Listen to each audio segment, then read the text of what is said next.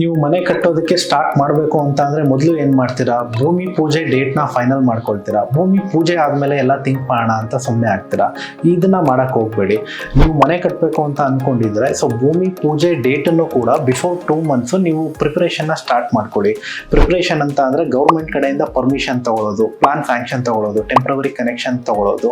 So ಮತ್ತೆ ಇನ್ನು ಕೆಲವು ವಿಚಾರಗಳು ಅಂದರೆ plan, structural design, elevation design ಇದೆಲ್ಲ ಪ್ರಿಪ್ರೇಷನ್ ಮಾಡ್ಕೊಳ್ಬೇಕಾಗುತ್ತೆ ಮುಂಚಿತವಾಗಿ.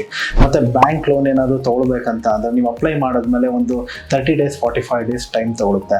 ಹಾಗಾಗಿ ಪೂಜೆ ಮಾಡಾದ್ಮೇಲೆ ಇದೆಲ್ಲ ಪ್ರೋಸೆಸ್ ಮಾಡೋದ್ರಿಂದ ನಿಮಗೆ 1.5-2 ತಿಂಗಳು ಟೈಮ್ ವೇಸ್ಟ್ ಆಗುತ್ತೆ. ಭೂಮಿ ಪೂಜೆ ಮಾಡೋದಕ್ಕಿಂತ ಮುಂಚೆ ಈ ಪ್ರಿಪ್ರೇಷನ್ನ ಮಾಡಿಕೊಂಡ್ರೆ ನಿಮಗೆ ಸೊ 1.5 ತಿಂಗಳು ನಿಮಗೆ ಟೈಮ್ ಸೇವ್ ಆಗುತ್ತೆ. ಪೂಜೆ ಮಾಡಿದ ತಕ್ಷಣ ಮಾರ್ಕಿಂಗ್ ಮಾಡಿ ಎಕ್ಸ್ಕವೇಷನ್ನ ಸ್ಟಾರ್ಟ್ ಮಾಡ್ಬೋದು.